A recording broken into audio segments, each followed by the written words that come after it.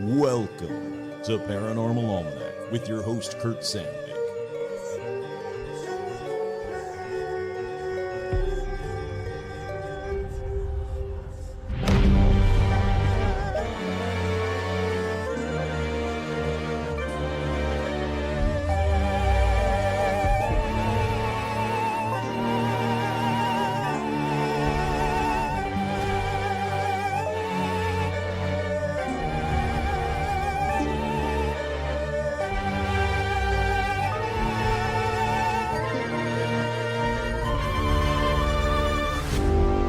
Hey, howdy, hi. That's right. Welcome to another edition of Paranormal Almanac. I'm your host, Kurt Sandvik. It's been a little bit. It's been a couple of weeks. On this week's edition, more aquatic cryptids, I guess you would say. Look, I have no idea what part number I'm up to, so let's just say more aquatic cryptids part 8.5. Sure, why not? I don't know. It's been, I've done other aquatic cryptid episodes, but this isn't them. This is a new one, is what I'm saying. So we got something new here for you. But first, as always, we got something old here for you. We got shout-outs. That's right, shout-outs going out to the patrons. Head on over to patreon.com/paranormalalmanac. That's the best way to support this show. If you think, well, I'm listening to it on Spotify, Kurt's making millions from Spotify. No, I'm not. You think, well, I heard an ad, so like there's something, Kurt wasn't talking in the ad, but someone was, and they were telling me about, I don't know, underwear. I don't know what the ads are, but you must be thinking, well, Kurt must be making at least like $10,000 per ad.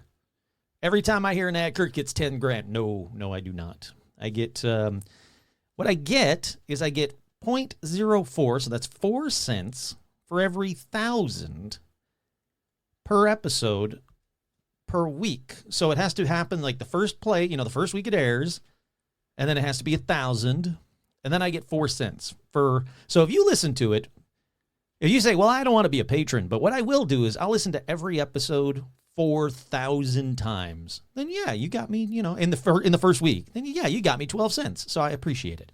I appreciate all of you, but mostly I appreciate the patrons for making this show as good as it can be, or better than it was, I guess is the better way of saying it, because I can't do it without the patrons. So shout-outs going out to Ookie Wee Bird. Ookie Wee Bird. I have a feeling that's backwards, like Wookie Wee Bird. Doesn't sound like I'm saying something backwards. I'll have to play it in backwards and see what I'm saying. Matt Lord, JT, Doogie Hor, Mike G, Tracy, Belanger, Ryden, Brenda, Richard, Logan, Lori, Alec, Karen, Duran, Lori, Rebecca, and Stephen Scher. Hey, howdy, hi. Jane Ann, Jennifer, Heather G, your friendly neighborhood skinwalker. Zuzus, what's it? Nico, Scher, and the mouse. Hey, howdy, hi to you as well. Hope you're both doing great. Hope all of you are doing great. Mark and Tina, Tortuga, Mike from Jersey. Hey, howdy, hi. Jay Bizzle, Andy, Tracy. That's right, Tracy Simonic. She's hanging out with my favorite band tonight. They might be giants, so hopefully she's having a great time with them. Virginia Mailman, Tony the Magician, Jason, Vicky, Crow, Libido Works, Glacier Main, Isabel, Jen, Stacy, Amber, Tracy, Kelly Joe, Menace the Beast, Sandy, Paige, Kaush, Bentman 666, Scott. Come here, Rum. Come up. Andrea, Melody, Vanessa, Marisol, Liam, Roger, Becca, Jake, Charlotte, and the Beasties, Elizabeth, Sherry, Artmuth, and Tim. Hey, Tim, how you doing, buddy? Kenneth, Ricky, Ricardo, Alexandra, George, Zozo the Demon, Hayden, Cindy, Ashley, Carrie, Robin, Will, Lauren Magano, Russell, Isabel, Audra, Dorian, Cindy, Paula, Jerry, Jeff T, Joe, Lawrence, the Lawrence Strawn. She just had a birthday. Everybody wish her a happy birthday. Happy birthday to the Lawrence Strawn. Veronica, Autumn, J. Mark, Carolyn, Jade, Nanashi, Todd, Jamie, and Elijah Hendrickson. I saw 2/3 of them just the past weekend. Dan, Laura Pitts, and the one and the only, the infamous, the awesome Gamer Fan. The longest running Patreon member, Gamer Fan. Cannot thank him enough. With 2 special shout-outs, as always.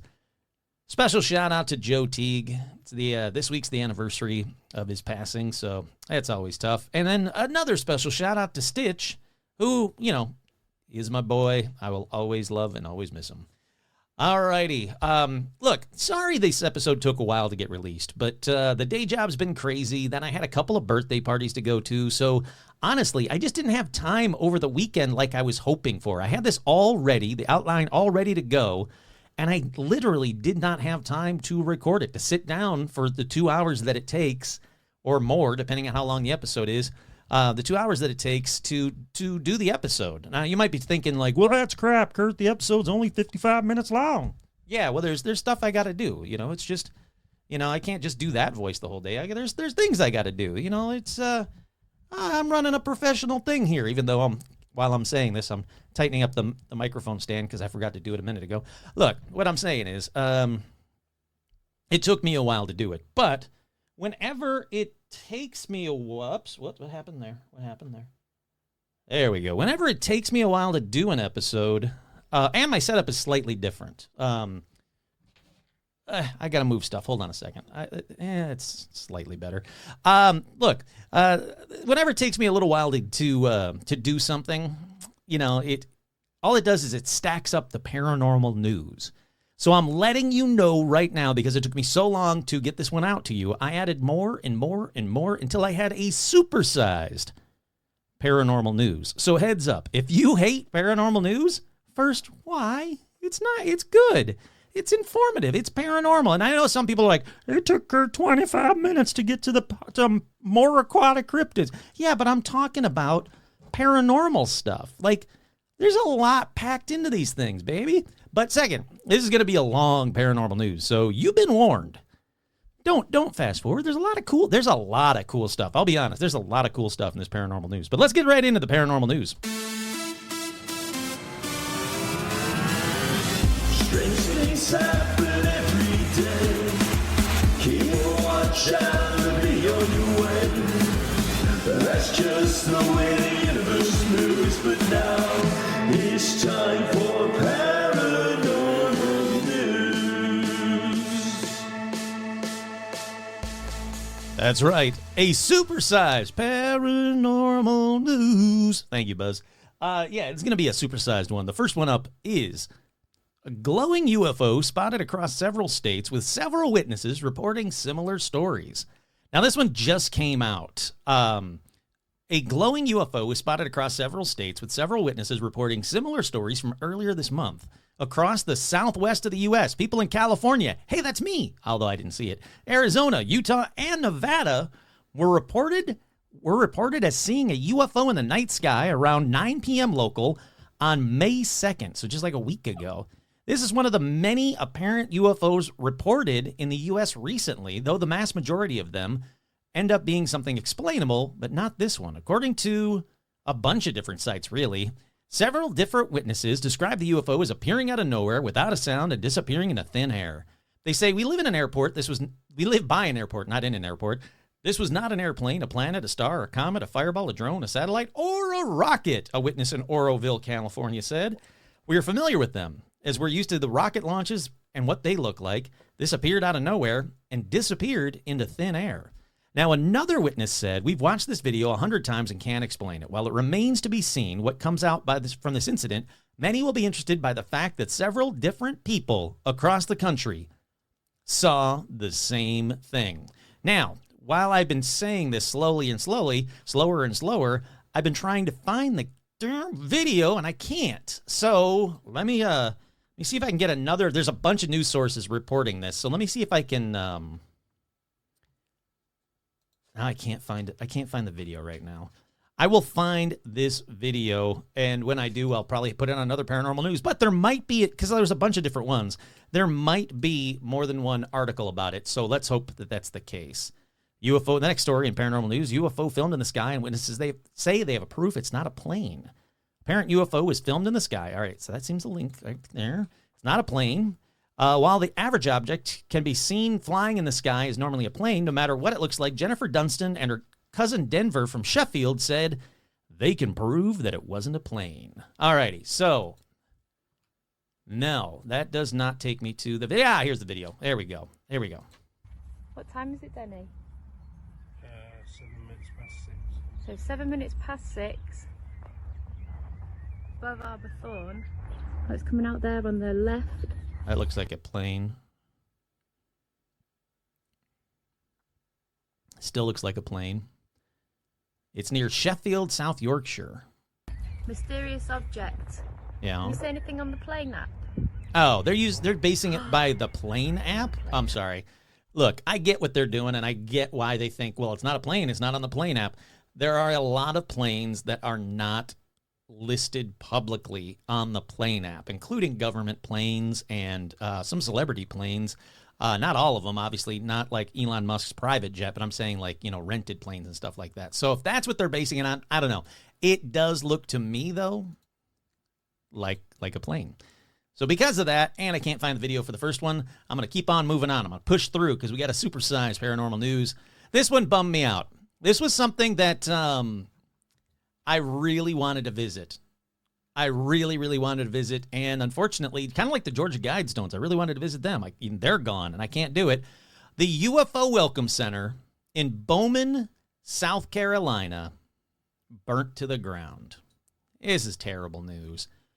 The famed UFO Welcome Center in Bowman, one of South Carolina's oddest tourist attractions, has burned to the ground. A fire took down the hulking structure in the early morning of May 9th. It just happened today. Crews from several area departments battled to save the center, but to no avail. All that left were smoldering ruins of wood and metal. Jody Pendarvis, who built the UFO Welcome Center in his backyard, said he doesn't know what started the fire, and he's not hopeful officials will figure out how it started. It's a total loss, he said, including the trailer he lives in. Oh, that is terrible. I'm sorry to hear that. Maybe another UFO came by and set the fire, he said jokingly as he ate breakfast. The fire began at 6:30 this morning. He doesn't suspect foul play, but marveled at the ferocity of the blaze. I can't believe it went up so quickly. It's a bummer. It was a cool-looking UFO center. It was the UFO Welcome Center in South Carolina. I really wanted to see it, but hopefully, like they'll do a GoFundMe or something. If they do, I'll find it and I'll post about it and pitch him $1. Give him something, and hopefully he can rebuild and get himself a new trailer to live in. Alrighty, up next in paranormal news, mysterious spiral UFO sightings reported across the U.S. and Europe. Social media users have reported mysterious spiral UFO sightings across the United States and Europe this week, with one eyewitness saying they saw an object in the night sky that was emitting some kind of haze. Wouldn't that be emitting, not omitting some kind of haze? Sightings were reported in Ukraine and Finland, as well as in cities in Arizona and California.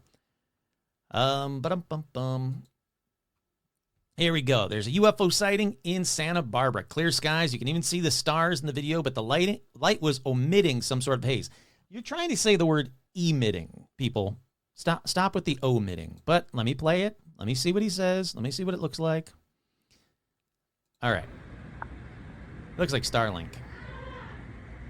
Oh, not Starlink. It looks like a rocket launch. It's not omitting anything, I can tell you that. It looks to me like a rocket launch. This was May 2nd at 9:18 p.m. I bet money, if you guys look it up, on May 2nd, there was some kind of rocket launch. They said, please, someone tell me this isn't a UFO. Completely clear skies, and I see a super blurry white light, no flashes like a plane, coming straight at me horizontally. It then goes up and freaking disappears. All right, well, I want to see that. So there's a second video, so let me see that. If it does that, then it's not going to be a rocket launch. Not seeing that. It's like over his house. It's a white light. It's emitting a haze, but that's just because it's probably cloudy in the sky or foggy. It's got 15 more seconds. I'm going to give him the benefit of the doubt. I'll watch all 14 more seconds of it. Hi, Rum. How you doing, my beautiful girl? I love you very much. Yes, I'm watching this video. Yes, I am. I'm beautiful. It's 5 seconds left. Still sitting in the sky. 0 seconds. I watched the whole thing. Okay, with the fog and everything, it could be literally anything. It could be a helicopter, a plane, the moon. Sorry. That one, nope. I'm moving on. I say nay to that UFO. Alrighty, up next in paranormal news. Authorities raid UFO museum, seize supposed alien mummy's foot and other artifacts. Now, it seems like I talked about this, but I couldn't find it, so I'm going to talk about it again. A mysterious mummy's foot, supposedly belonging to an alien, was recently discovered and seized by authorities during a raid on a UFO museum. The raid of the UFO museum in Argentina coincides with journalist and ufologist Jaime Mausen's ongoing claims that he discovered 2 3-fingered non-human alien corpses in the city of Cusco, Peru. In case you don't know what that's talking about, it's those fake bullshit aliens that are 100% not alien at all, and they're like chicken bones and shit like that.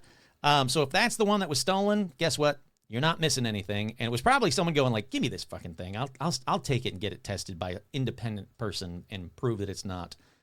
Up next in paranormal news, Nessie uncovered. Joe Swash claims to have spotted the Loch Ness Monster, not a monster, in Holiday Snap with Stacey Solomon. I have no idea who a Joe Swash or a Stacey Solomon is, but plus watch the hilarious video further down the article as Stacey catches Joe in a whopping lie. I'm not going to watch that. The ex-EastEnders star, 42, and his wife, Stacey Solomon, enjoyed a getaway in their new camper van earlier this year.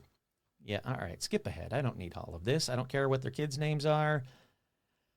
Let's see. Reminiscing on our trip to Scotland and what a time takes us back to our Nessie hunting adventures, and then shared a snap of what appears to be the Loch Ness Monster with a sea creature bobbing along in the background. Would you like me? Can I see the damn photo? Can you show me anything that doesn't look like 2 people that I don't understand who they are standing there? I mean, come on, really? Nope.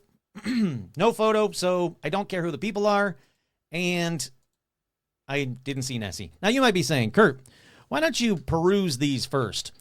Well, because I want it to be fresh. If it's a video, I want to see it for the first time. If it's a photo, I want to see it for the first time. Sometimes it does like that, where I just don't believe it, but you know what? Keep on keeping on. Up next in paranormal news, hump-like objects spotted on camera during live stream are Nessie, says expert. That's right. Nessie's been spotted again. 2 hump-like objects breaking the surface of the water, remaining there for more than 2 minutes by good old... Whoops. Nope, that's the wrong one. Hold on. I need that one. Good old Owen O'Fadigan. Yeah, buddy. He did it again. And the video is fantastic, and I completely believe it. You got to check it out. He's got his own YouTube channel. I highly recommend checking it out. Nope, no free commercials from you, YouTube. What? Stop it. I don't want to. There we go. So his YouTube channel is Owen O'Fadigan. That's EOINOFAOHAGAIN.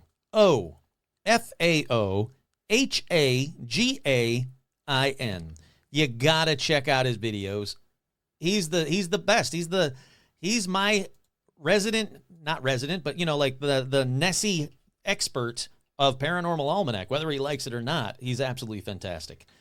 Alrighty, up next in paranormal news, Bigfoot, in huge air quotes, roaming on school grounds leads to facility closing, causing concern and disruption. Look, I get it. It'd be funny to dress up like Bigfoot and walk by a school to scare some school kids and get put on a video, but it's not funny. It's not cool. You cause some huge disturbances to the poor kids and the schools, and you could have got yourself shot, because most schools in the United States now, they have an armed guard, so you're lucky you weren't shot. The Firelands local school district in Ohio was locked down earlier this month after an apparent Bigfoot was seen roaming around the campus. It was a guy in a costume trying to be funny. He's a jackass, and please don't do that. Don't fucking shoot that Bigfoot either, but you'd have more reason to shoot that Bigfoot is what I'm saying, but don't shoot him. Up next in paranormal news, filmmaker believes Bigfoot leaves dead carcasses as warnings after speaking to eyewitnesses. Documentary filmmaker Kelly Lockman, trying to find him online because I really want to interview him, believes that Bigfoot leaves the carcasses of animals it has killed as warnings following the unexplained deaths of a deer and a buzzard in North Carolina. Lockman made this unusual claim in a recently shared portion of a Bigfoot investigation documentary he has been filming titled I Believe in Bigfoot. Now, it's spelled wrong. It says titles, I Believe in Bigfoot, but it's titled I Believe in Bigfoot. My name is Kelly Lockman, and 2 years ago I began working on a documentary film about Bigfoot. In the process, my life has taken an unexpected... You know what? Why are you listening to me? Let's see if I can play that. I'd like to give this guy some free press. My name is Kelly Lockman, and 2 years ago I began working on a documentary film about Bigfoot. In the process, my life has taken an unexpected turn. The things that I've seen, experienced, and documented have changed me forever. I don't know that I'll ever put my camera down on this subject, but I do know it's time to start telling some of these stories. I believe in Bigfoot. I added that, don't worry. Chapter 1, streaming 4/22/24 to YouTube and to Rumble. So that's cool. I'll definitely be watching that. But yeah, he goes on to say, I think this one was a warning to us. There was no blood. I've recorded witness testimony describing a very similar scene, and maybe that they just drink the blood. He says, he speaks to a couple named Stephen and Carolyn Allen who thinks that Bigfoot killed their dog. Oh, I don't like that, because their necks were also snapped. Don't like that at all. She also claimed that the pen she kept the dogs in was not damaged at all. I don't know how something would have gotten in there because it was a tall pen. I'd say at least 8-foot fence. Every time Larry would build a fence, it was at least 7 to 8 feet. I mean, he built many of them, and this one was built before I even came around, but he built many after that, and they were always a real tall fence. Pretty much, yeah. It's like, it's terrible news about poor dogs. But it seems like this Bigfoot killed their dogs and other animals, possibly as a warning. That doesn't seem like a warning to me. It seems like he was trying to keep them quiet. But anyhow, what do I know? I'm not a Bigfoot expert. I just run a podcast. Up next in paranormal news, 2 eyewitnesses recall encountering Bigfoot at close range in an Oregon forest. It's a lot of Bigfoot and UFO in this one. I like it. In this paranormal news, that is. It comes as little surprise that states in America have the most forest also have the most run-ins with Bigfoot. According to the BFRO, which has recorded hundreds of sightings of the elusive creature, the states of Washington, Ohio, California, Florida, Illinois, and Oregon are the biggest hotspots in the United States for Bigfoot sightings. One such report, the latest to have been recorded by BFRO, involves 2 eyewitnesses who are staying in an off-the-grid cabin on a lake in a wooded area north of Coos Bay in the state of Oregon. We had a kitchen light on and one other lamp on in the front room at about 10 p.m. at night on October 3rd, 2019. We heard a noticeable bang on our cabin. She says her husband went outside to investigate but didn't see anything and came back inside the cabin, but a few minutes later, the same bang. This time I turned off the TV and the lights, and he looked out the window and also went into our bedroom, which was on the back side of the house. In the light from the generator shed, he saw a huge figure that began to move towards the light of the generator shed window, where my husband could see the creature extremely well. Stunned by what he was looking at, her husband called her to come see what he had found. I took one look at it, and it scared me so badly I ran into the other room. I knew right away this was a Sasquatch. She described the Bigfoot as having a flat face with a prominent brow, covered in reddish-brown hair all over its body, block-type teeth and lips with a flat-type nose. Hi, Rum, how are you? Talking about Bigfoots. Yeah, you're a good girl. It walked upright and swung its arms to the side as it moved. The look on its face, thank you. Hi, Rum. Yes, you're a very good girl. I love you so much. The look on its face was a look of curiosity and had intelligence to it. It did not seem aggressive, but we did not approach it or threaten it. After about 2 minutes, it moved into the woods. The next morning, after fleeing the cabin following the Bigfoot sighting, they returned and determined the creature had been at least 8.5 feet tall. BFRO investigator Matthew Moneymaker, that's a great name, he said they're both very credible, respectable, retired people from Oregon. The incident happened at their off-grid lakefront cabin, built entirely by the husband who worked as a chief millwright at a lumber mill for 30 years. They were so shaken by this instance that they sold the cabin, and not long after, oh, that's a bummer. He also discovered the couple did actually go back to the cabin briefly later that night with 2 sheriff's deputies and found the pathway in the grass where the figure walked away in the woods. Rum, it's okay. Rum, it's okay. The deputy did not try to persuade the retired couple that they had merely seen was a common animal like a bear. When the couple asked the deputies if they had ever received calls like this from around that area, the deputies looked at each other and said, yep, a few times. They got Bigfoot by that cabin. I want that cabin. Man, I got to win the lotto so I can buy random weird cabins like that and see Bigfoot. I'll make them food. I don't care. Up next in paranormal news, the most democratic of the haunted places. Pennsylvania's Mystery Mile. That's right. You live in Pennsylvania, and I know a lot of you do. Head on over to Mystery Mile because they said they're the most democratic of the haunted places. That's right. You don't need... Well, what the hell? There we go. It popped off for a second. You don't need a special permission to be there. You can go to you can go to a road as long as you're not doing anything disruptive, as long as it's not a private road. And where Miracle Mile is, or Mystery Mile is, it's not private. So go there. If you want to experience the paranormal, it's one of the best places in Pennsylvania to do it. Pennsylvania's Mystery Mile. Keep it on. I got to keep moving on here. Up next in paranormal news, she's back. TikToker's haunted doll back with her after creepy occurrence. After going viral for sharing a scary situation she had with some old dolls, TikToker or whatever has a creepy update to share.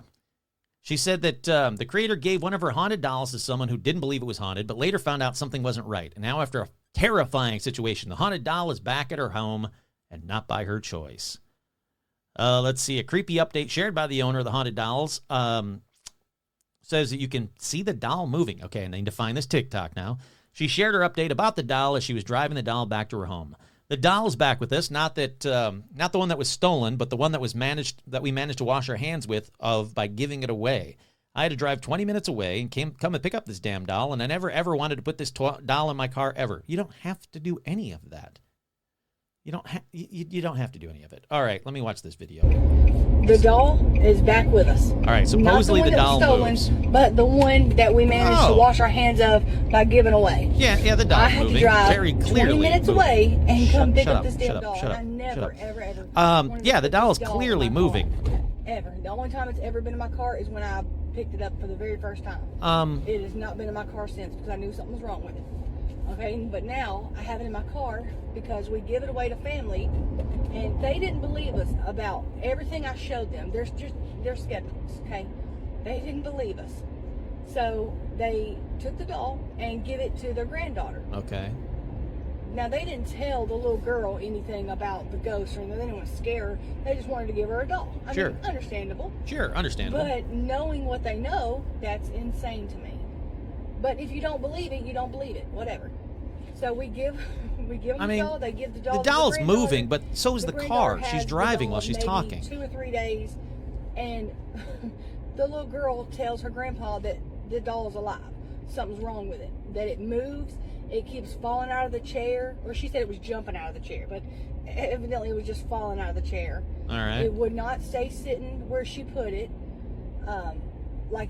She said it would turn its head. Look, it's not buckled into the seat, and it's staying put there. Okay, so she gives it to her grandpa. Her grandpa takes the doll and puts it in his room. So the little girl's not scared anymore. I guess that's where he was going to leave the doll. But then the doll starts not the doll, but something starts touching him. He said something tapped on his shoulder, and there was no one there. And I guess that was enough. How long is this fucking done. video? Okay. Believe it or not, he's done. Whether he believes. Yeah, okay. All right. Thank you. Look, you can find this. Apparently, it's very popular on TikTok right now. The doll is moving in the video, but again, the doll is sitting unbuckled. That's not safe. You got to buckle up that doll. Unbuckled in the passenger seat in a moving car that's hitting a lot of bumps. So, of course, it's moving. Look, send the doll to me. Easily, I will gladly take that doll, and I'll let you know 100% is that doll moving, is that doll, haunted or, creepy or scary. I won't give it to my grandpa. I don't have one. He passed away. So, they both passed away. So, guess what? Give me the doll.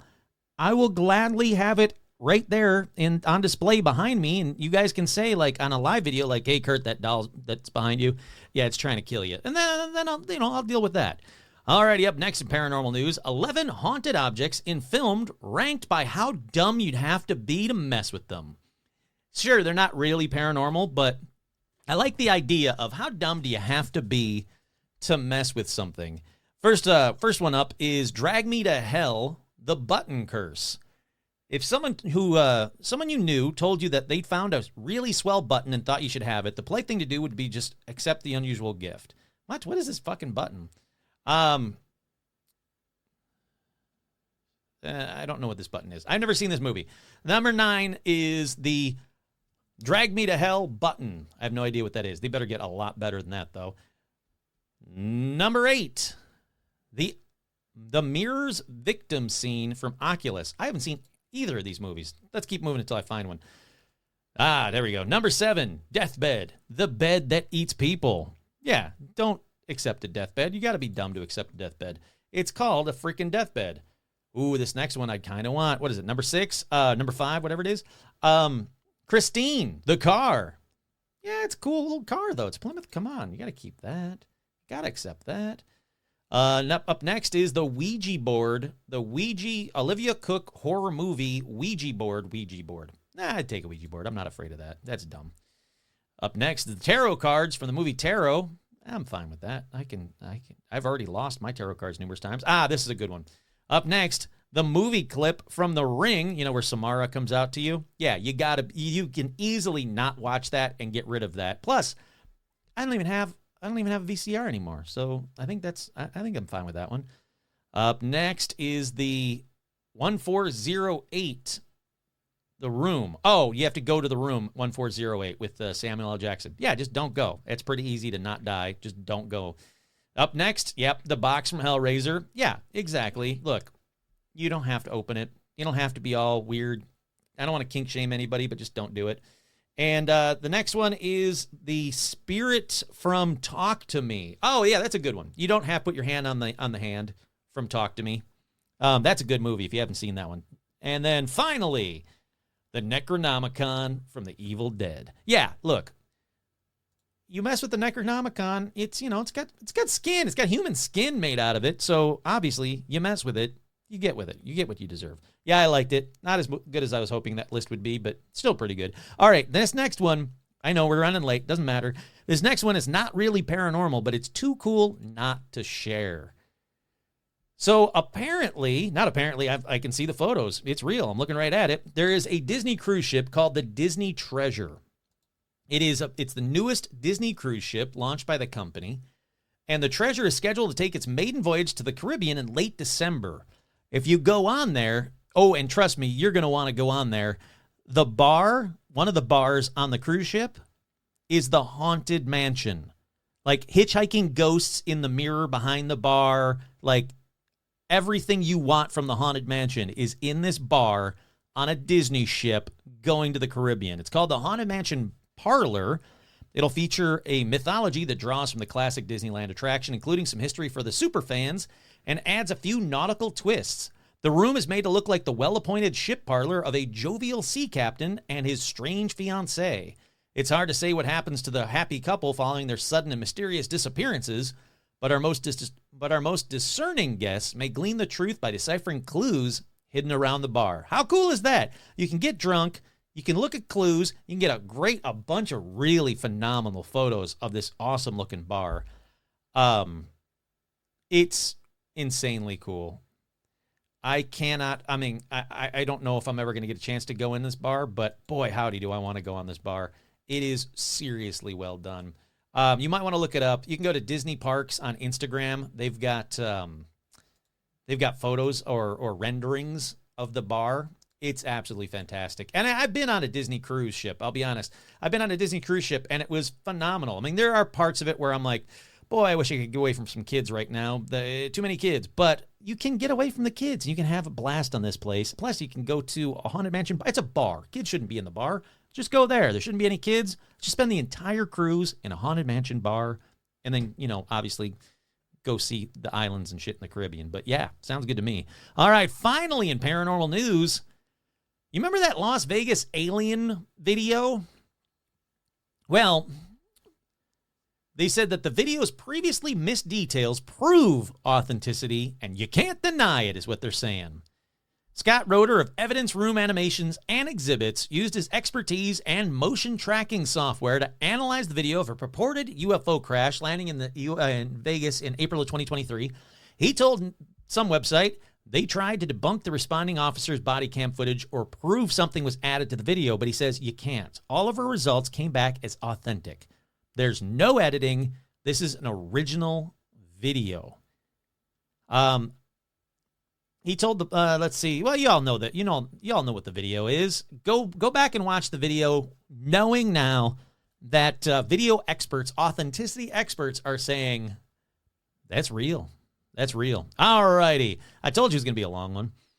That's it for paranormal news. I had a couple more stories, but that's okay. We're doing well. We don't need a billion more stories. So instead, head on over to tpublic.com/stores/paranormal-almanac. That's tpublic.com/stores/paranormal-almanac. And if you think, I can't remember that, it's actually in the description of every one of the episodes I've been releasing.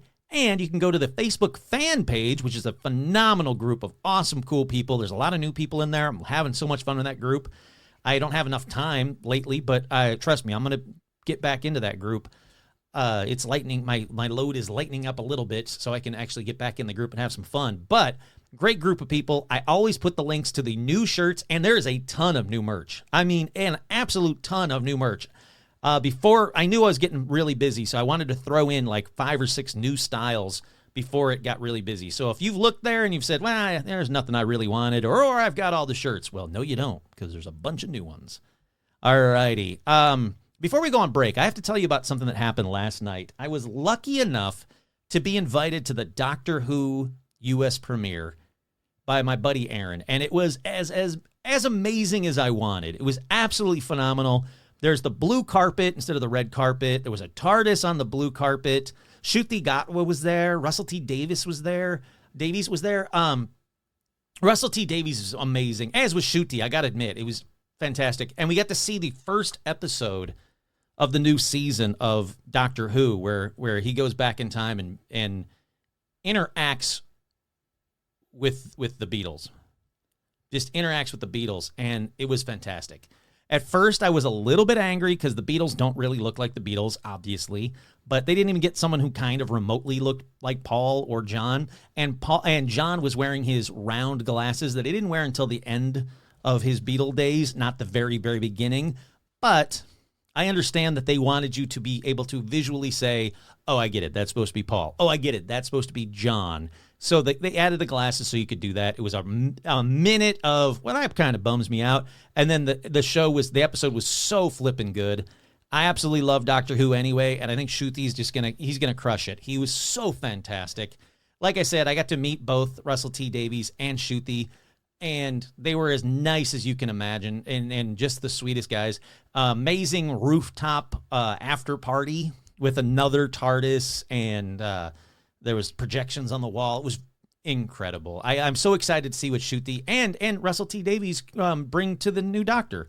I've loved every Doctor. I think that Jodie Whittaker, she got a raw deal. I loved her as the Doctor, and I think that I'm going to love Ncuti as the Doctor. Before I get to the quick break, if you're in Burbank, California, please do me a favor. Speaking of TARDISes, they got one right there. Head on over to Geeky Teas and Games. Check out their new, incredible, they're not paying me to say this. This is just me telling you. They've got an amazing new location that is absolutely incredible. If you come to Burbank, that's the place you need to go and check out. You know, let me know when you're going to come to Burbank, and we'll go to like Bigfoot Lodge and do like a meet and greet and hang out and have all kinds of fun. Or maybe I'll just meet you over at Geeky Teas. You can say, hey, I'll be there, in 2 weeks' time on Saturday at noon. Yep, I'll be there. It's incredible. There's so many favorites to this location, but the seance room and the pirate ship room and I could keep going on. It's phenomenal. What they did over there is absolutely incredible. You can get any kind of board game or RPG game or MMORPG game. Like, you can do anything you want, any kind of game you can think of, you can get there. You can buy dice there. You can buy teas there. You can buy English treats there.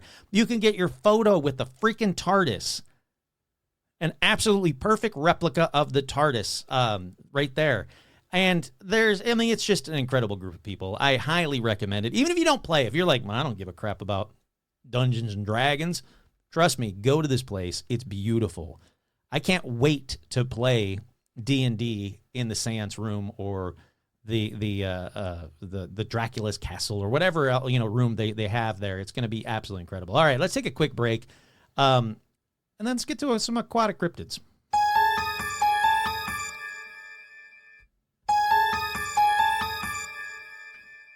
We are back, and look, I know that I've talked about Nessie a lot, because I absolutely love Nessie, and, Nessie deserves every shout-out that Nessie gets. Not a monster, people. And I know I did an episode about other Nessies, but it's been a while, and there are so many more lake and sea creatures out there So I wanted to do another episode devoted to these not monsters. That's right, not monsters. Listen, while you're listening to this episode, count all the time that people are killed by these monsters, quote unquote. They have collectively killed to see if they're truly the monsters that people make them out to be. Like, what is the most monstrous thing that Nessie's ever done? Walked by a priest once? Was supposedly near Aleister Crowley? Popped her head out of the water? Ooh, scary. Look, I can see why she's the monster of Loch Ness. Every time you see them, like, you think about every sighting in the past 2 years, it's been an amazing animal coming out of the water, go, oh, that's cool, and then going right back in the water, minding her own business. She's never ripping children in half or plucking children from like the tourist boats, like it's not, there's no monster. She's not doing anything monstrous. When people go to say like whale watching, they go, oh, look at the pretty whales. They never go, oh my God, this boat's surrounded by monsters. And if you do, don't go on a whale watching. What did you expect to happen? All right, look, just know that I'm thinking, not a monster, every time they're named, insert lake name monster. I won't be saying it every time. If that's what you're afraid of, if you're like, oh God, if I hear Kurt go, not a monster, every time they name the next monster, you don't have to worry about it. I'll say it a couple of times. Don't worry. But what's the first not a monster, there you go, on this edition? Well, first up is a really quick one with only one recorded sighting and a shit ton of legend. I'll tell you, tons of legend, but only one sighting. For this, we go to Varberg Fortress, which was built in 1287 to 1300 by Count Jacob Nielsen as a protection against Eric VI of Denmark. Look, lots of stuff happened. It was destroyed. It was rebuilt. There were battles, blah, blah, blah. But why am I talking about a fortress when I said it was going to be aquatic monsters or aquatic cryptids? Well, because this fortress has a moat. And living in that moat is a small, tiny, cute little lake monster. That's right. Like I said, a bunch of legend stuff, but the only sighting I can find is from August of 2006. Now, it's supposedly, like, people have been talking about this tiny little moat monster forever, but it wasn't until August of 2006 when a couple of eyewitnesses claimed to have seen the monster emerge from the dark water and devour a duck. The creature is described as brown, furless, with a 40-centimeter long tail. Kurt here, that's 16 inches long. It's a teeny tiny duck-eating monster. My guess, it's a big fish, but who knows? The drawing of it, though, it looks like a teeny tiny little dragon. But here's the thing. How deep can that moat really be? I don't know how deep moats are. Is there like a standard depth of moats? I don't know. Let's see. How deep are moats? Not how deep is your love. There we go. A moat is between 5 and 40 feet deep. All right, I was surprised by the 40 feet, I'll be honest. Castle moats were usually between 5 feet and 40 feet deep, and they were not always filled with water. Not all moats contained water, as a simple, dry, wide ditch would prove an obstacle. Were moats filled with sewage? I don't know, let's find out. Yes. In later periods, moats or water defenses could also act as a sewer. Oh, that must have smelled wonderful. Oh, lovely. So yeah, all right. So there is a chance there's a big fish in there if it's 40 feet deep.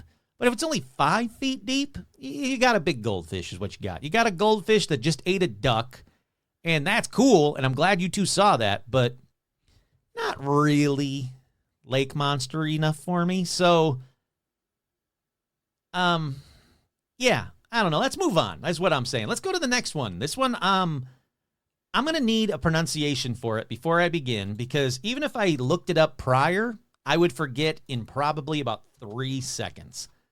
So let's see how you pronounce this. How do you pronounce it? Come on, baby. Let's do this. Say it. Storsjödjuret. Whoa, for fuck, what? Storsjödjuret. Stutodjuret. Nope, hold on. Storsjödjuret. Stutodjuret. Look, it's spelled Stores Jude Juret, but it's pronounced Storsjödjuret. Nope, never going to get that one right. So, that thing is also commonly known in English as Storsey. That I can say. So I'm going to say Storsey. It's a lake monster. It's said to live in a 90-meter, that's 300 feet deep lake called Storsien. That's where the Storsey and Storsjödjuret comes from. Now, it's in Jämtland in the middle of Sweden. I'm sure it's Jämtland in the middle of Sweden. Now, it was first written about in a 1635 manuscript written by a minister named Mogens Petersen from Herdal, who wrote about two trolls named Yatta and Katta, who cooked a witch brew at the shore of that lake that I'm not going to say anymore. When they had boiled the brew for so many years, something started to move and quiver in the cauldron, and a big bang was heard. It says, a strange animal with a black worm-like body and cat-like head jumped out of the cauldron and disappeared into the depths of that lake. The animal enjoyed the lake, grew immensely, and caused horror among the people living around the shores. Finally, it had gotten to the point where it's just long enough to reach around the island Frozen and could bite itself in the tail. That's right, they cooked up a monster. Now, this sea or lake monster serpent, it's called Sjorm, it was bound magically to the Nitta village and Hillsand, where the tail is buried. That's right, the serpent was called a Ra, and therefore this stone had been raised. Since no one peacefully could cross the creature, the ferryman and his wife states, along with many others, that in his last turbulent time, this stone was torn down and broken in two. As long as this stone lay on the ground, many strange things occurred in the water until the stone was raised and assembled anew. So basically, they got this big stone. It's carved. It's all cool and funky. It broke. The monster went crazy being a monster. Tiny dragon, whatever. So they put it back together. It wasn't a tiny dragon. It's a big, huge fucking thing. And they put it back together, and now they're cool. So later, folk legends circulating locally in Jämtland claimed the monster was a product of tinkering by two trolls, and it was a cat-headed creature with a black serpent-like body. Look, it's a way cool story, better start than a tiny dragon in a moat. So let me keep on reading this. So there are 200 documented eyewitness sightings from a total of 500 people. That's right, there are 300 reports that are not written testimony, only oral, so they're kept, but they're saying the documented ones are the ones that the eyewitness wrote down what they saw. So there's 200. So this thing hasn't been seen just once or twice. It's been seen a lot. The 500 accounts are kept at the County Museum Jämtli, or it might be a local library, depending on where you get your info. It's really hard to find. But whatever this building is, there's an interactive research and visitor center that's all about Storsey herself. There are films of eyewitness testimonies. You can draw your own monster, process it through the, quote, monster-making machine, and see your own monster swim off on the wall of the center. Okay, I want to do that. That's cool as hell. That I want to do. The museum says, it is a strong experience to meet the beast, an experience which you'll never forget. Well, yeah, I seriously doubt there's anybody that's seen a lake monster that went, no, I've never seen it. Wait, no, yeah, I did. I forgot. I did see a lake monster. That's right. You know what? I was thinking I'd never seen Nessie, but no, I have. Yeah, I've seen Nessie up close. It was pretty scary. Yeah, forgot all about it. Yeah. Come on, of course you're going to remember it. It's a lake freaking monster. Some say that the monster, not a monster, there's another one, is 33 feet in length, or the monster has humps on its back and a long pointed tail, or it has a dog's head and a serpent body that is dark brown or gray, or it's green and has white dots, and that it lays eggs every year, or From newspapers reporting in July of 1857, that's right, I'm going that far back, that workers at the local iron mill on the lake spotted from far away a creature with a head, quote, black and gleaming, about the size of a large cat's head. So it seems to tie in with the cat legend part of this whole thing, where they cooked up a thing and it had a cat's head. Or Peter Olson published a booklet in 1899 documenting 22 eyewitness testimonies and collated the details in a summary. Olson, a naturalist, concluded that the most likely match was some aquatic mammal that had yet to be identified. It had a snake-like body, long neck, with some giving the description of a dog-like face to it, or head to it. This is from 1899. He published it in 1899. Absolutely incredible that like I said, the accounts are well documented, 200 plus, starting back in 1800s. I mean, starting back farther than that, but including ones that for like the newspapers from the 1800s. Now, some other accounts describe it as being finned with no ears. Some say, no, it had ears, like a dog's ears, like the pointy dog's ears. I didn't see any fins, but I did see the dog's head. Some said it had several humps on its back. Look, there's a lot of variety, but there is one thing that everyone who has seen Storsey has said. This creature is not a monster. That one doesn't count. That's from them. And is very nice. Yeah. So again, nice does not equal monster. In fact, nice is the opposite of monster. Ooh, wait. I want to see what is actually the opposite of monster? Opposite of monster. The opposite of monster is angel. What? The opposite of monster is angel, or cherub, or seraph. Why would angel be the opposite of monster? Why is it? What is, like, angel's the opposite of devil, right? Okay, let me check that now. What's the opposite of angel? Let me type that. So opposite of monster is angel. So what's the opposite of angel? Fucking yeah, it's devil. Of course it's devil. So what is that? Oh, come on, man. Come on, Merriam-Webster. You're not making any sense. So apparently the opposite of monster is angel, but the opposite of angel is devil. So there's no real opposite of monster, I guess. I don't even care. You know what? I'm sorry I went down that path with you. Someone else can deal with that. I'm done going down weird random paths. Let's get back to Storsey. All right? We all like Storsey. Storsey's nice. After several sightings, an enterprise of locals was founded to catch the monster back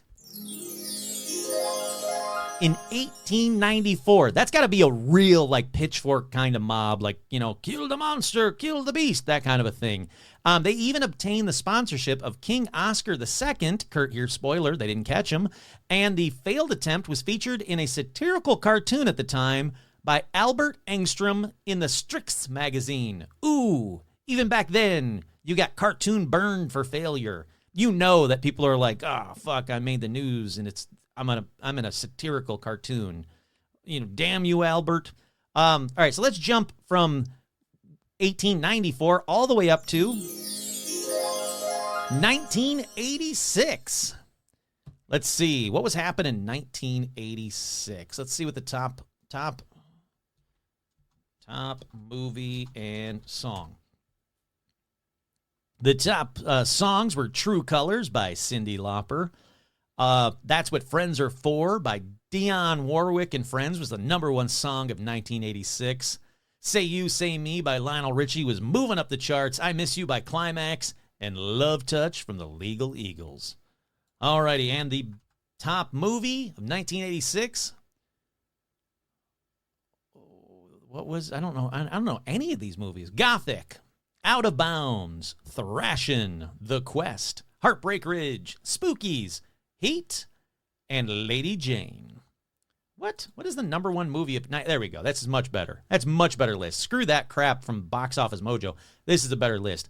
The top #1 movie in 1986 was Top Gun, followed by Crocodile Dundee, The Karate Kid Part 2, and back to school. Crocodile Dundee. That's not a knife. See, I should start doing that. That's not a monster. This is a monster. So yeah, it was the 200th anniversary of Storsea, and the town was like, you know what? We got to protect our Storsea. And it was declared to be a protected, endangered species, so no fucking shooting Storsea.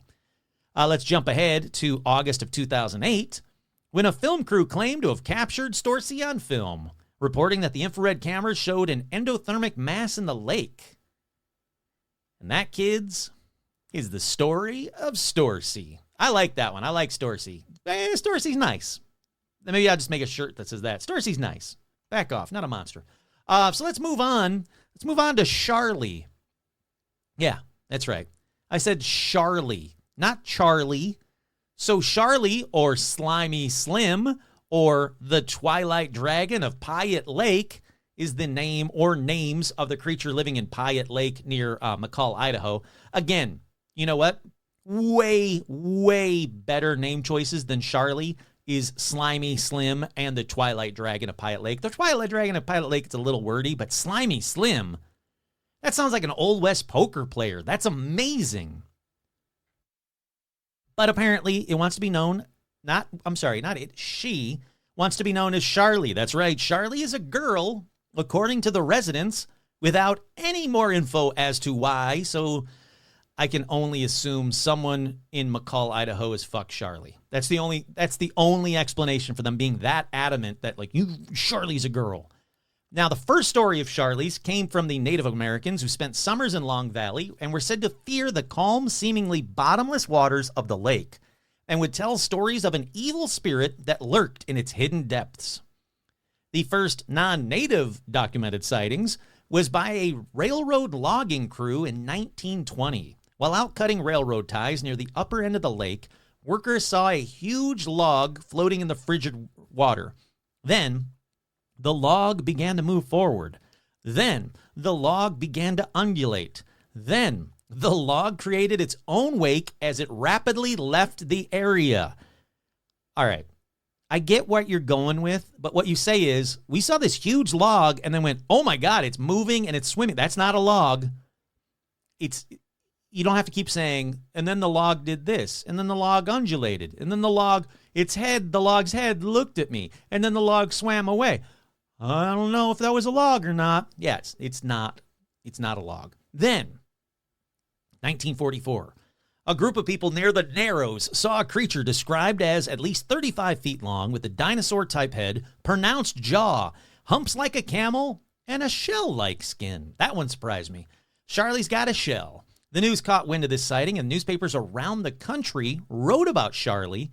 And as always, very soon after that, Charlie hunters began showing up to catch, kill, or take a photo of Charlie. That's right. As always, they're like, ooh, there's something new and unusual, possibly the only one of its kind. Well, we gotta go kill that thing. Let's get in the car, honey. We gotta go kill this thing. This harmless thing that some guy near the lake fucked and knows it's a girl. We gotta kill this thing. So an article published in the Times magazine in August of 1944 reported that 30 people had seen the, quote, periscope-shaped head of the creature they called Slimy Slim. Such a better name. Since July 2nd of that year. Then, in 1946, 20 people in a group reported seeing Slimy Slim. Dr. G.A. Taylor of Nampa said that it appeared to be 40 feet long and seemed to keep diving down into the watery depths.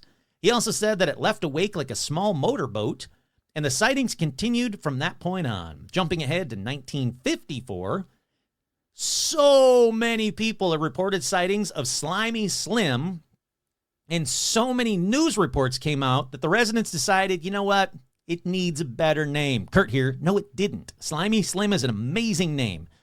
So, A. Boone McCallum, editor of the Star News, held a national contest, and the winning entry was submitted by Leslie Hennifer Turry of Springfield, Virginia. In her letter to the Star, she wrote, why don't you call him Charlie? You know, like Vasudher Charlie? This was a reference to a one-liner used by Jack Pearl in a popular radio show. Well, of course it is. Of course, I did not have to Google why the hell she said, you know, like Vasudher Charlie? I immediately went, oh my God, this kid's quoting that popular Jack Pearl radio show. The hell are you people talking about? Alrighty, let me try and find that real quick. Vasudur Jack Pearl. Oh, here we go. Recordings? No, not recordings. No ads. Just Vasudur. Just stop it. Jack Pearl as Baron von Munchausen from 1933. Well, that night a storm broke out. Such waves you never saw. The boat was doing somersaults. Doing what? Somersaults, you know? Somersault. Well, all of a sudden, the sea quiets down, you see? Calm. So I'm, what is it? Calm. Where are we going? No. The sea became calm, quiet. Yes, that's what I said. So soon it becomes quiet, Oh, we God. dive down and we bring up 87 tons of sponges with one dive. 87 tons of sponges? Yeah. That's impossible, preposterous. No one could bring up that many sponges in one dive. No? No. Was you there, Charlie? Oh, he said no, it. I was not Oh, there. he No, said it. please. He said it right then. Did you just hear him? He said, Vasudur, Charlie. Yeah, all right. That's what it's from. I didn't have to tell you. You guys all knew that that's where it was from. That old chestnut sitting around the radio laughing because some guy with a fake German accent said, Vasudur, Charlie. All right. So, I use it as a pickup line all the time. I go into the bar and I'm like, ooh, that girl's hot. Was you there, Charlie? Which probably explains why I'm still single. But anyhow, that's where Charlie got her name.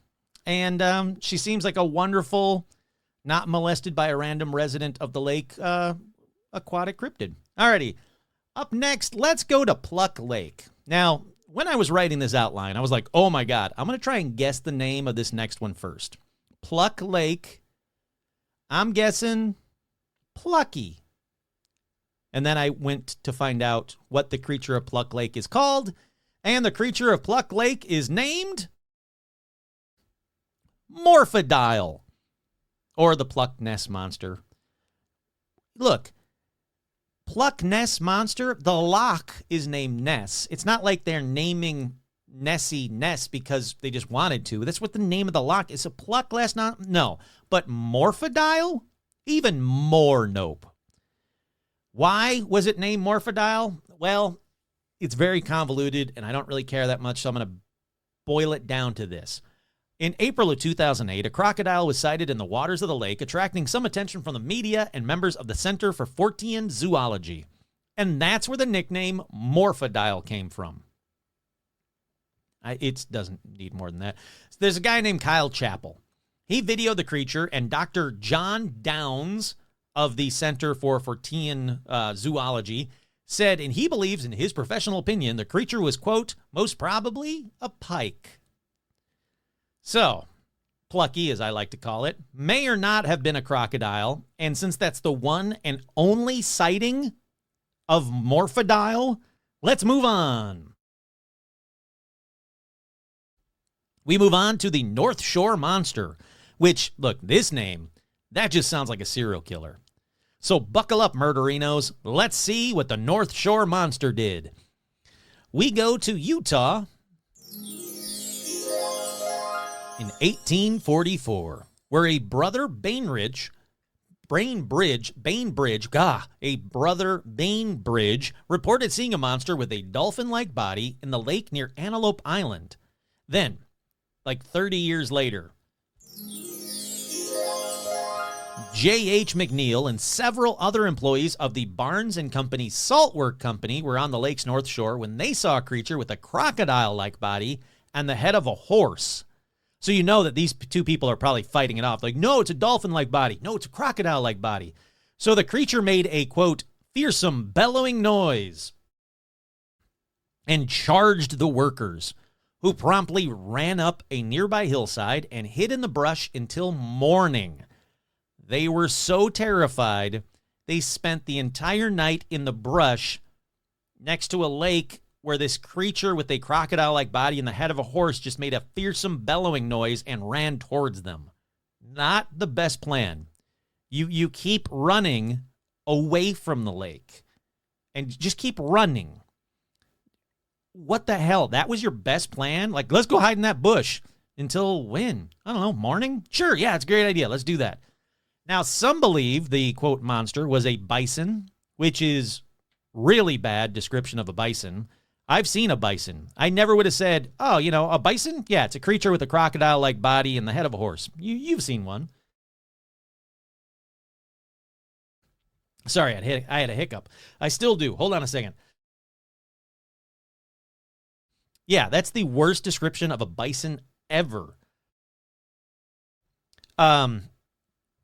They also said, it might not be a bison, but it might be a related cryptid, such as a salt lake whale. Don't worry, I'll get to that. Or even the great brine shrimp. So at this point in doing the outline, I was like, well, now I got to look up what a great brine shrimp is, because they better be fucking huge. So I looked it up. A brine shrimp? Yeah, it's like, what are those things called? A sea monkey. It's like a sea monkey. I mean, these better have been fucking huge sea monkeys to hide in a bush from it all night long. Do you guys remember sea monkeys? You'd spend like, I don't know, like $2 and a mail away for a sea monkey in the back of like a comic book or whatever. And they'd come in this little bubble plastic tiny fish tank. And then when they hatched, they looked like, like little swimming fleas. And they died like 2 days later. You guys remember those? Or am I just showing how old I am? Look, I always wanted to pour that pouch of sea monkeys that you get before, you're supposed to pour them in the water and then they hatch and then you look at them for 2 days and then they die and then you throw it out because it's dumb. I always wanted to pour that pouch into my mouth like Pop Rocks. But when I grew up in a time where they said Mikey from the Life cereal commercial died from drinking a Coke and eating Pop Rocks. So I didn't want to risk, like, what would happen if I poured that in my mouth and then drank a Coke? Like, are sea monkeys going to burst out of my stomach or my chest like Alien? So I didn't want to risk it. Wow, you know what? It just dawned on me. The last minute and a half of this podcast means nothing to anyone under the age of 50. I'm sorry. Go Google. Hey, TikTokers, go Google sea monkeys. You'll see what I'm talking about. Alrighty, so let's get to that whale thing, that Salt Lake whale. When you might be thinking, hey, guess what? There's no such thing as a Salt Lake whale. Well, yes and no. They actually had a reason to think it might be a Salt Lake whale. That's because in 1875, entrepreneur James Wickham had 2 whales released into the Great Salt Lake. He wanted to use them as like a tourist attraction. Yeah, the whales are said to have disappeared into the lake, and they were sighted a bunch of times, multiple times over like a couple of months, but there's never been any confirmed sightings of the whales since that time. Scientists nowadays say, yeah, you pretty much just killed those whales. They might have survived a little bit, but they could not have survived due to the high salinity of the lake. Just because something lives in salt water doesn't mean you can throw it in a salt lake and be like, that's the same. It's wet and it's got salt in it. But there are some people in the area that think maybe the whales did survive and maybe even had little monster baby whales, and that's what people are seeing in this lake. So at this point in doing the outline, I found a different site. When I was looking for more information about the whales, I found a different site that gave me some backstory for that great briny shrimp thing. So this is a rabbit hole that I didn't want to go down. Some people think there is a cryptid that's still alive called the great briny shrimp. And it's a cryptid that's thought to live in the Great Salt Lake, and its nickname is Old Briny. Now, Old Briny is often described as resembling a insanely large version of brine shrimp, of sea monkeys, basically, ranging from the size of a large dog to that of a horse. Okay, now that's a sea monkey I want to see. Like, if I was told, like, if you do a good job and you take care of the sea monkeys, they'll grow to the size of a horse. Oh my God, I would just be throwing those things in lakes left and right. You know, like people like they get rid of goldfish and they throw them in the lake and the goldfish gets all big and then eats a small duck. I would be doing that with brine shrimp constantly. There'd be old brinies in every lake in Michigan by right now. But the great brine shrimp is depicted in a 1976 independent horror short film by Salt Lake local Mike Cassidy called The Great Brine Shrimp. It tells the fictional story in which a brine shrimp of exaggerated size terrorizes downtown Salt Lake area. That's a cool movie. I got to find that. That seems like that is just rife for like Joe Bob or MST3K. Anyhow, let's keep on going. There were a lot of sightings of this creature, though. There really were. This North Shore monster, I forgot what it was called. I had to look it back up. Okay, murderer, you know, we're back. This North Shore monster has been seen pretty much consistently since the 1800s, including up until the 1970s when a group of teenagers said they saw the monster while out swimming. But after that, the sightings are pretty sporadic. So, you know, I didn't solve, I don't know, did they solve who the North Shore monster is on My Favorite Murder? If so, I don't know. It's that guy that made the movie, Mike Cassidy. There you go. He's the North Shore monster. All righty, let's keep in Utah though. Let's move on to the creature of Utah's Bear Lake. That's right, the Bear Lake monster. It's described as being anywhere from 40 to 60 feet long, so that's big, with a body resembling that of a snake or lizard. That's scary. It's said to be capable of swimming at high speeds and has allegedly been responsible for the disappearance of livestock and even people. There we go. How far into this episode are we? Like, obviously over an hour by this point. Finally, we got a people-eating monster here. Okay, so it was first reported by the Native American tribes. They described it as being a giant serpent or dragon-like beast that would capture and carry away any and all that dared swim in the lake. Yeah, Kurt here, don't swim in that fucking lake. If you tell me, look, ever since the Native Americans, they've said that you go swimming in there, this giant snake or lizard's going to eat you. I'm going to be like, well, I'm not going to go swimming in there. I don't need to swim that badly. I'm fine. Then in the early 1860s, Mormon settlers began to see these creatures. That's right.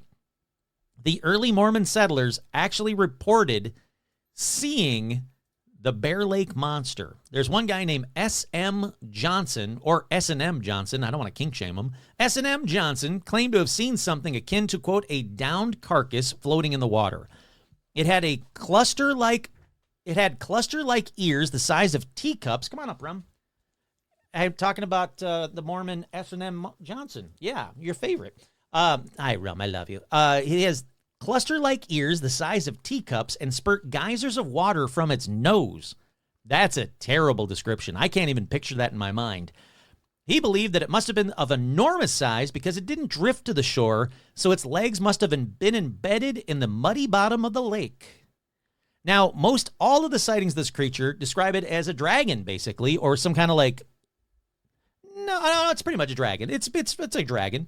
Here's some from an article. From that article way back in the day talking about S&M Johnson. About 3 weeks ago, July of 1868, Mr. S.M. Johnson, who lives on the east side of the lake at a place called South Eden, about halfway north along the Utah side of the lake, was going to the Round Valley settlement 6 miles to the south of his place, and when about halfway, he saw something in the lake, which at the time he thought to be a drowned person. The road being some distance from the water's edge, he rode to the bench. I'm assuming he meant beach. And the waves were running pretty high. He thought it would soon wash into the shore. In a few minutes or 2 or 3 feet of some kind of animal that he had never seen before were raised out of the water. Again, terrible descriptions, terrible writing. He did not ride to the bench. He probably rode to the beach. Newspaper from 1868. So yeah, this guy S.M. Johnson's riding to this other settlement, and he's like, whoa, someone drowned in the water. I got to go take a look at that thing, poke a dead body, because there's nothing to do in 1868. And then he said this thing just kept coming out of the water, rising about 2 or 3 feet out of the water, and he said it was just some kind of animal. Great description. Then the Deseret News ran a story in 1868 about Joseph Rich's account of these serpent-like monsters. Kurt here, yes, monsters plural, that locals had spotted in Bear Lake all at the same time. So by 1868, they're thinking, oh my God, now there's multiple monsters. Because of these reports, the Mormons wanted to capture it, so they had this amazing plan. They're like, all right, how do we capture these multiple monsters in Bear Lake? They go, I know. Let's send all the locals some rope to capture the monster. Now, look, I don't think they actually sent all the residents free rope. And frankly, that seems like the worst way to catch an aquatic monster, but what do I know? But that was their plan. Now, the most recent reported sighting of this monster was in 2002. So that's fairly recent. Bear Lake is, still kicking it out with the monsters. Now, when I got to this point, I found that I could easily stay in Utah for an entire episode, and I will, but that'll be a future episode. So sorry, Utahites? No, Utahians? Utahns? Look, I don't know what you people are called. People from Utah, I'm sorry. We'll get to you in a future episode, but I wanted to keep on moving on. And I wanted to do something a little bit international, a little spicy. So next up is Nahualito. Nahualito. There we go. Nahualito. And for this one, we have to go to the Nahual Huapi Lake in Patagonia, Argentina. And if you're from Patagonia, Argentina, and you're mad at me for mispronouncing every word of that, A, I'm sorry, and B, send me some smokes. You'll find out why in a second. Look, as with all of the non-monsters on here, the first sightings were done by the local indigenous people. Kurt here seems very odd, doesn't it? Like when you talk about like Bigfoot around the world, all the different types of Bigfoot, name it what you want, orang pendek, yowie, whatever you want to name it. They've all been talked about, not as legend, but as fact, as just accepted, like, yeah, there's this thing that lives here called Bigfoot by indigenous peoples. The indigenous people just go, yeah, there's this giant thing and it's in the lake and don't mess with it. How about you don't go in that lake? Oh, you're going in the lake? All right, well, you should be eaten then. From there, though, the first colonizers heard the stories from the native people. Basically, they just warned the colonizers to be wary of the lake and the large creatures living in it. Creatures, again, plural. I forgot how to pronounce this one already. Now, I do want to get this one right because they are very cool people. So how to pronounce this? Pronunciation. All righty. It is, come on, play, please. Talyelsh. Talyelsh. That's right. The Talyelsh. I know, I just said it. The Talyelsh. I said it already. The Talyelsh. Okay, calm down. The Talyelsh people who lived in Patagonia wilds forever, the indigenous people, the Talyelsh from Patagonia, they shared stories of a huge creature spotted swimming beneath the surface of this lake. Now, they knew it as El Cuero, or basically it's giant stingray with a sucker-like mouth, and it used to eat victims. Boom, there we go. Two of the monsters. Parents warned their children to stay away from the lakeshore, or else El Cuero might drag them beneath the waves as a snack. So again, 2 people-eating monsters and counting. Then, in the 16th century, Portuguese sailors said they spotted Nahualito and other monsters. That's right. We're getting into multiple monsters here, and I don't mean just multiple Nahualitos. They spotted Nahualito and other monsters roaming among Patagonia's beach and cypress trees. What they wrote about were, quote, giant men named Patagao, or in Portuguese, Bigfoot. This place has everything. So it's got a giant monster that'll eat kids as a snack, and it also has Bigfoot on the shores. And I bet you any money, Bigfoot ain't going in the waters. They're smart enough. They're like, we told the Taha Welch about these people that you just stay out of the water. Now, the next reported sighting happened in 1897 when Dr. Clemente O'Neill, who was the director of the Buenos Aires Zoo, began to receive reports about a strange creature living in the lakes in the area. Then, in 1910, George Garrett worked at a company located near the lake. After navigating the lake and he was about to disembark, he said he could see a creature about 440 yards away. That's how big this thing was. The visible part of which was between 5 and 7 meters. That's about 16 and 22, 23 feet long from 440 yards away. This thing was huge. And he said it protruded about 6.5 feet above the water. Now, he talked about his experience with the local people, and they were like, oh, yeah, that's Nahualito. Yeah, that's El Cuero. Yeah, it's just a big, giant thing. Don't go in there.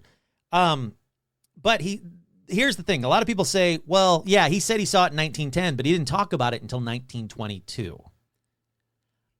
Yeah, but he was talking about it to the Toronto Globe, who sent someone there, including a bunch of other international press, because stories just kept coming out about this Nahualito. And he was like, yeah, I saw it. I saw it back in 1910. Now, a lot of people think, why did you wait 12 years? Because he's living in Patagonia, people. This is the first international press to talk to him. So, of course, it's going to take a little while. Come on up, Rum. Hi, sweetheart. I'm almost done. Don't worry. I know. You're being very good. Yes, you are. You're being very good. Now, the next up is an American gold miner named Martin Sheffield. He settled in Patagonia in 1880 and was one of the first people to actually describe Nahualito. In 1922, he wrote to Buenos Aires zoo director Clemente Onelli, that same guy, about, quote, a long-necked, swan-headed creature that dwelled in a lagoon near a nearby village, which is about 90 miles south of Bariloche. Now, this guy, Clemente, he organizes an expedition to this lake. And then he goes, while on the way to that lake, he starts talking to all the indigenous people, and they're like, yeah, it's also in this lake, it's also in this lake, it's also in this lake. And then he said, oh my God, this is something that is just known by all these people, not just the natives, but by all these people that are coming into the town, like this American gold miner and the Portuguese. And he's like, seems to be a lot of big species in all of these lakes. Now, he said he didn't spot the monster, but he didn't really have a ton of time either. Like he didn't have enough time, he said. And he said, I think I know what it is. It's a plesiosaur. Now, the reason, Kurt here, let's take a quick pause. That's cool. It's in the 1890, or sorry, it's in 1922. In 1922, this guy's talking about plesiosaurs, so it must be a plesiosaur, right? Well, not really, because right around that time, plesiosaurs fossils were discovered. So it was a big thing. It was kind of like, like if you were around when they unearthed King Tut. King Tut was everywhere. You knew what King Tut looked like. Well, in 1922, they knew what the fossils of a plesiosaur, and it spread across the world like, look at this cool new dinosaur. So people are like, oh, well, there you go. It's a plesiosaur.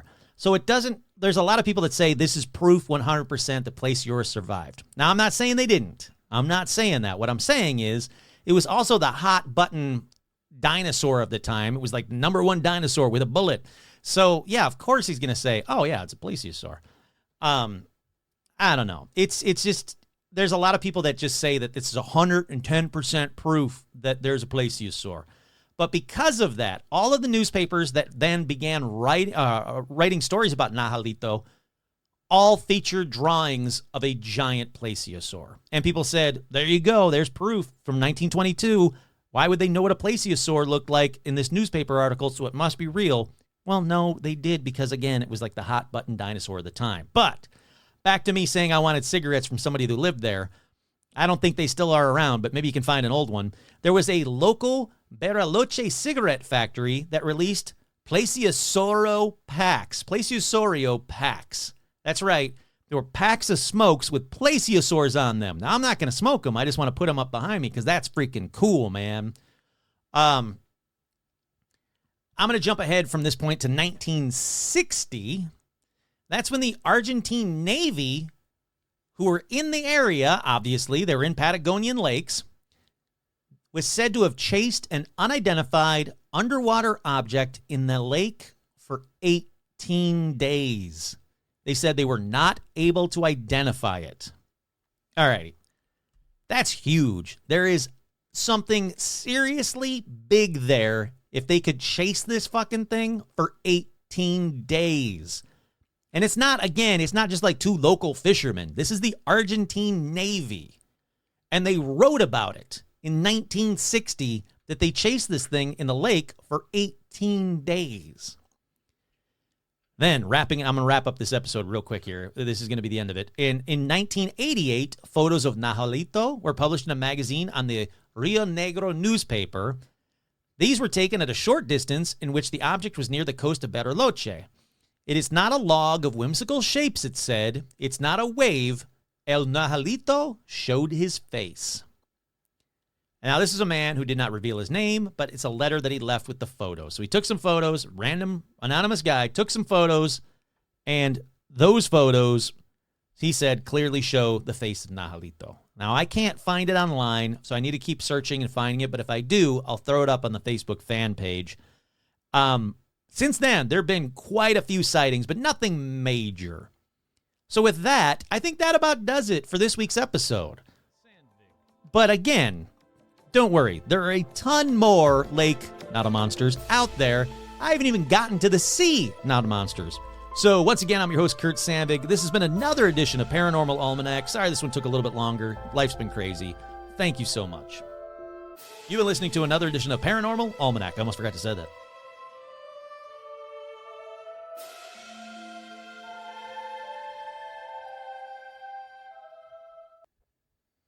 Hey, you. Melty, melty, I'm missing up,